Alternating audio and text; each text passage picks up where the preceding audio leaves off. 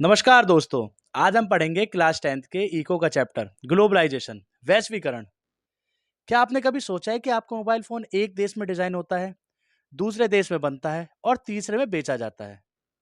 आज हम जिस दुनिया में रह रहे हैं वह है एक वैश्विक गांव। जी हाँ, इसी जुड़ाव को कहा जाता है वैश्वीकरण, ग्लोबलाइजेशन। ग्लोबलाइजेशन होता क्या है? यह देशों के बीच तेजी से बढ़ता हुआ आपसी जुड़ाव है।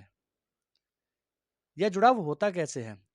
वस्तुओं के व्यापार से, सेवाओं के आदान प्रदान से, जी हाँ, गुड्स के व्यापार से, सर्विस के व्यापार से, पूंजी निवेश से, इन्वेस्ट से, तकनीक और सूचना के माध्यम से यानी टेक्नोलॉजी के माध्यम से। आज इंटरनेट, मोबाइल और तेज परिवहन के कारण एक देश में बनी चीजें आसानी से दूसरे देश तक पहुंच जाती है। इसी प्रकार पूरी दुनिया एक दूसरे पर निर्भर होती जा रही है। अब है एमएनसीज। एमएनसी होती क्या है? इन्हें बहुराष्ट्रीय कंपनी भी कहा जाता है। यह वो कंपनी होती है जो एक से ज़्यादा देशों में व्यापार करती है, ट्रेड करती है। एग्जाम्पल के लिए सैमसंग, कोका कोला। जी हाँ, ये कंपनियां अलग अलग देशों में कारखाने रखती हैं, स्थानीय कंपनी को खरीद लेती है और प्रोडक्ट को छोटे छोटे हिस्सों में बांट देती है। एक एग्जाम्पल ले तो एक मोबाइल के अलग अलग पुर्जे अलग अलग देशों में बनते हैं और फिर उन्हें जोड़कर फाइनल प्रोडक्ट तैयार किया जाता है। भारत में कंपनियां इसलिए आती है क्योंकि यहाँ का श्रम सस्ता है। जी हाँ, यहाँ पर लेबर आसानी से उपलब्ध है, यहाँ का बाजार बहुत बड़ा है और यहाँ पे स्किल्स वाले हमें एक तरह से वर्कर्स मिल जाते हैं। फॉरेन ट्रेड यानी विदेशी व्यापार होता क्या है ये? इसका मतलब होता है देशों के बीच वस्तु और सेवाओं का आयात निर्यात। जी हाँ, भारत जिन जिन चीज़ों का निर्यात करता है उनमें कुछ मुख्य चीज़ें हैं: चाय, कपास और आईटी सर्विसेज। और भारत आयात करता है मशीनों का, पेट्रोलियम का और कुछ इलेक्ट्रॉनिक आइटम्स का।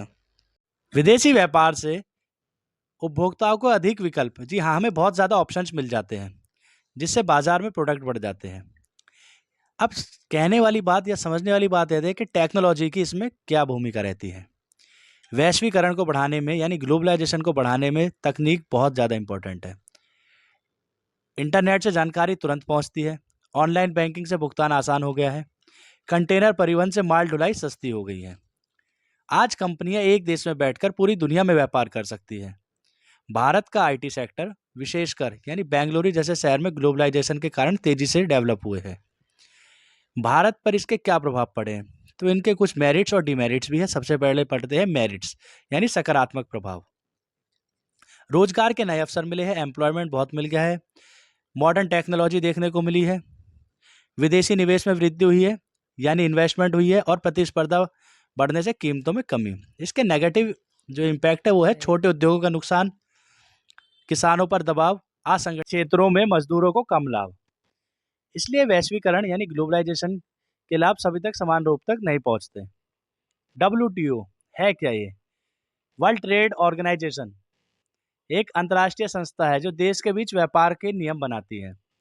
इसका उद्देश्य है व्यापार को आसान बनाना, व्यापारिक बाधाएं कम करना, विवादों का समाधान करना।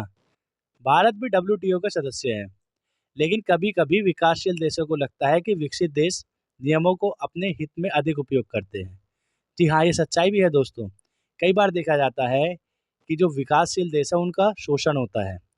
विकसित देश आते तो व्यापार करने हैं, परंतु कहीं ना कहीं वो उनका शोषण करते हैं।